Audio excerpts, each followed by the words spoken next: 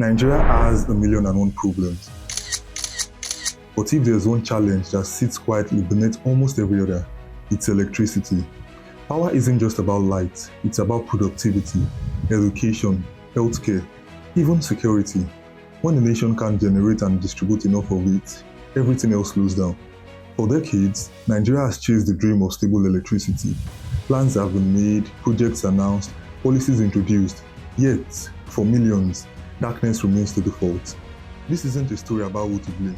It's a story about how the system works and why, despite our resources and effort, it still struggles. It's a story about what we can realistically do to change it.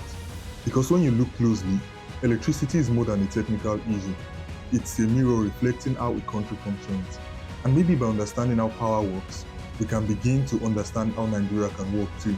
I am Gabriel Obateri, and this is an objective look at the challenges and the possible solutions to Nigeria's power problem. When Nigeria gained its independence in 1960, it inherited a power system that was largely built for the colonial period.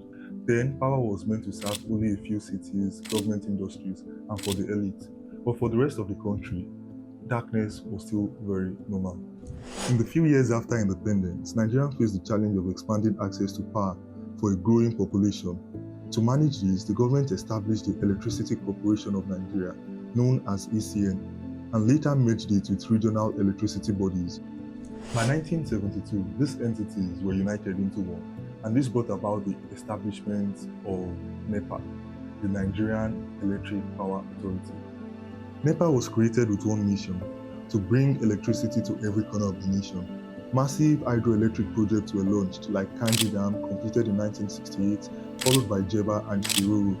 The dream was that with enough dams and transmission lines, Nigeria was going to be able to power its own development. But as the years passed, the cracks began to show. You see, NEPA developed into a single government monopoly responsible for the generation, the transmission, and the distribution of power across the whole Nigeria. This was an enormous task for a single body to do. NEPA's infrastructure aged quickly, investment was slow, and the demand for power grew greater than NEPA could supply. And this led to regular blackouts in the country and leaving a lot of Nigerians still unconnected to the grid. By the end of the millennium, one thing had become clear: Nigeria's power sector needed a complete overhaul, not just some improvements, but that the system needed to change entirely. This realization sets the stage for an era of reform. In 2005, the National Assembly passed a new law, the Electric Power Sector Reform Act, that legally ended the era of NEPA's monopoly and opened the door to a modern electricity market. The reform created a new company, the Power Holding Company of Nigeria, or PHCN. You see, PHCN was not meant to be a permanent solution. PHCN was meant to be a bridge to prepare Nigeria's power sector for transition into an era of privatization. By 2013, Nigeria took a decisive leap. After years of preparation for privatization, the old state monopoly, PHCN, was broken apart into smaller independent companies. 6 handled generation of power, 11 handled distribution, only one, the Transmission Company of Nigeria, remained under government control. A new regulatory body called the Nigerian Electricity Regulation Commission, NERC, was also created to oversee this new structure, setting tariffs, issuing license, and protecting customers. You see, the idea was simple: let the private companies bring about efficiency and innovation, while the government to handle regulation, policy, and oversight. On paper, that logic made absolute sense. If the private sector could transform telecommunications, maybe it could also transform the power sector. This new system was structured like a relay race where people passed the baton to each other. So the generating companies, which are called the gencos, are going to generate power, mostly through gas-powered plants and some hydroelectric dams that I mentioned earlier. When this power is generated, it is passed over to the Transmission Company of Nigeria, or the TCN, which moves this power across long distances via high voltage lines, or what you call high tension wires. And when they move this power, it's transmitted to the distribution companies. These distribution companies are the ones responsible for transmitting these powers to the final consumer, which is, the users, every one of us in Nigeria, basically. But you see, this system is like a chain, and at the heart of this chain is one single thing: one key element, and that is money. When money is paid by consumers to the distribution companies, they do not pay the generation companies that supplied that power to them. Instead, they pay a government-backed trader called NBET, which is the Nigerian Bulk Electricity Trading Company. NBET pays the GenCos, who in turn pay gas suppliers. But this flow of funds rarely moves as it should. Tariffs are not fully cost-effective, meaning people pay less for power than it actually costs to produce and deliver it. Discos struggling with limited collection and widespread power theft often recover barely half of their expected revenue, so they can't pay MBET in full. MBET can't also pay GenCos, and GenCos in turn fall behind on gas payments. When gas suppliers aren't paid, generation drops, and once generation drops, supply collapses again. This is a typical case where you cannot settle the person you are meant to settle because the person that is meant to settle you has also not paid. And this is the major bottleneck in the industry today. By 2023, generation companies were getting as little as 10% of their invoices paid. Another bottleneck that made this issue more complicated is that about 70% of Nigeria's power generation relies on natural gas. I earlier mentioned that we have some hydroelectric dams like the Shiroro, one in Kanji, and the likes, but that accounts for about only 30%. So 70% of Nigeria's power generation is heavily reliant on gas. In 2023, when President Bola Ahmed Tinubu removed fuel subsidy and the cost of gas shot up significantly, it also meant that the cost of generating power for each of these GenCos increased significantly. And if the cost increased, it was only time that the price that the consumers pay for power also increased. To rescue the power sector from collapse, the government had to introduce the service-based tariff system. Since most Nigerians could not afford to pay cost-reflective tariffs, why not start by increasing the tariffs of people who enjoy the best supply of power? For this reason, the top 15% of Nigerians, mostly in Band A and Band B, were moved to start paying tariffs that reflected the true cost of electricity. It was a calculated trade-off, a way to push more money into the system without shocking everyone at once. By letting those with stable supply pay more, the government hoped to ease the liquidity crisis, help GenCos pay for gas, and keep the grid from collapsing altogether. Technically, the system isn't much better. Most of Nigeria's power plants are old, under-maintained, and operating far below capacity. The national grid, the backbone of the entire transmission network, is fragile and frequently overloaded. In 2024 alone, the national grid collapsed 12 times, leaving the entire country in darkness for hours, and sometimes days. On the distribution end, things aren't easier. The discos inherited outdated infrastructure, weak transformers, overloaded feeders, and millions of unmetered customers. Many Nigerians still receive estimated bills for power they never consumed, eroding trust in the system and encouraging more illegal connections. From all that I've narrated so far, it is clear to see that Nigeria's electricity challenges is not one big mystery. Instead, it's a series of small structural failures that feed into each other. And when you strip them down to the essentials, 8 problems stand out. The first is the liquidity problem. Next, we have the structural weakness.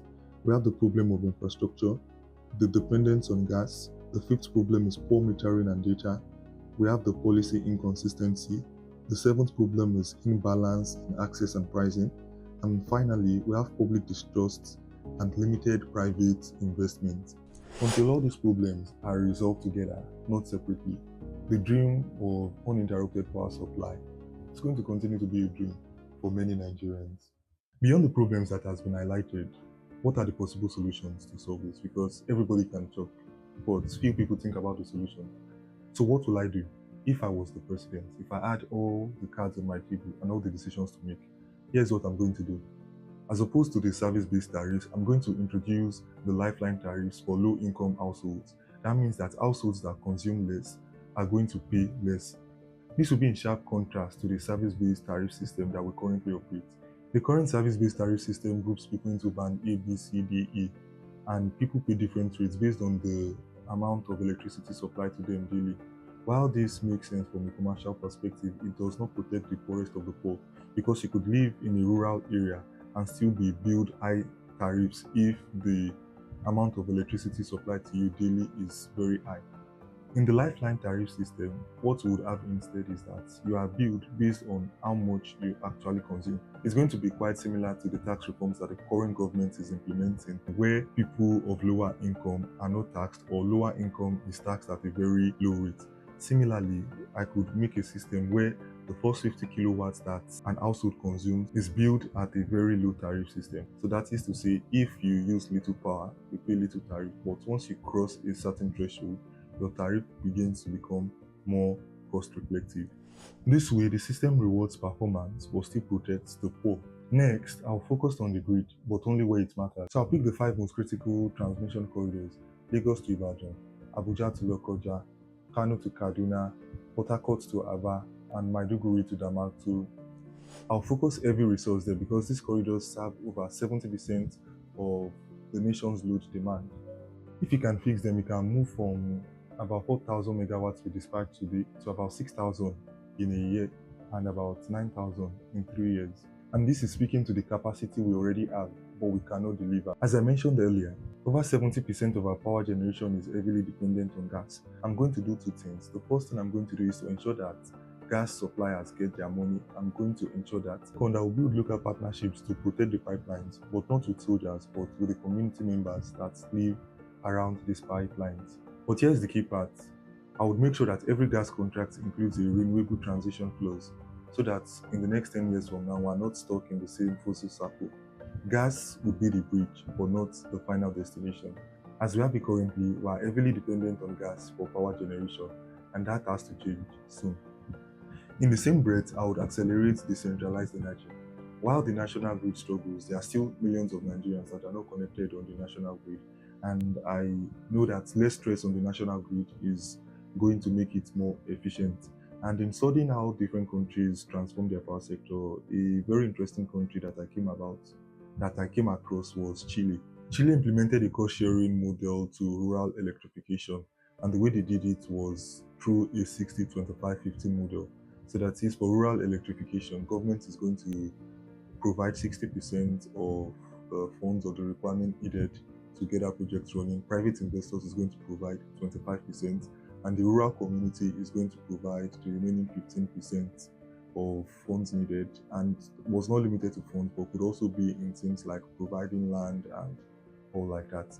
So I'm also going to implement that approach for rural electrification. This is very crucial to just make sure that everybody is invested in that project, because you have a case where the federal government is doing a project or private investors are making a project and, for some reasons, the locals are sabotaging it. So this is going to combat that.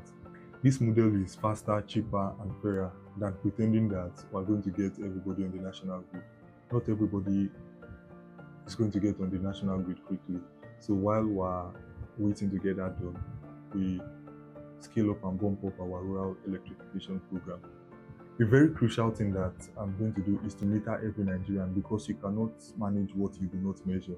Currently, a lot of electricity users in Nigeria are unmetered. That means we do not even know who is using what and how much they are using.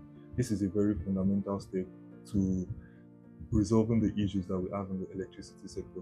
I'll make metering a national emergency. I'm going to produce a lot of meters, ones that are prepaid, that are smart, and are tamper-proof. And the tamper-proof part is very important because Nigerians will try to tamper with it. I'll have a case where the government funds a certain percentage of the meters and the private companies can handle the rest, because if we do not meter accurately, basically all the reforms, it's not going to work. Once people pay for exactly what they use, the culture of accountability starts to build itself. And the final thing I'm going to do is that I'm going to build institutions that outlast me. If you study countries that really transform their power sector, like Vietnam or Chile, you would find out that the real success wasn't just in the projects that they built, but in the laws that they wrote and the discipline that they kept. I would also establish the Nigerian Energy Infrastructure Fund, which will allow pension funds and local investors to finance grid and generation assets with clear returns and full public audit. Because if Nigerians invest in the grid, they would require its success, and that's the best kind of accountability.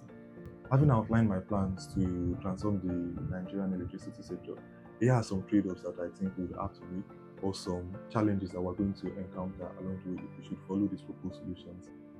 The first is that cost reflective tariffs is going to draw a lot of criticism from Nigerians, as you can even see is happening with the current band A and band B. Even though there's a plan for lifeline tariffs, a lot of Nigerians are still going to have to pay cost reflective tariffs, which is just the reality of our situation. Even metering, which seems like a win for everyone, is still going to be met with a lot of stiff resistance. The truth is that a lot of Nigerians benefit from unmetered power consumption.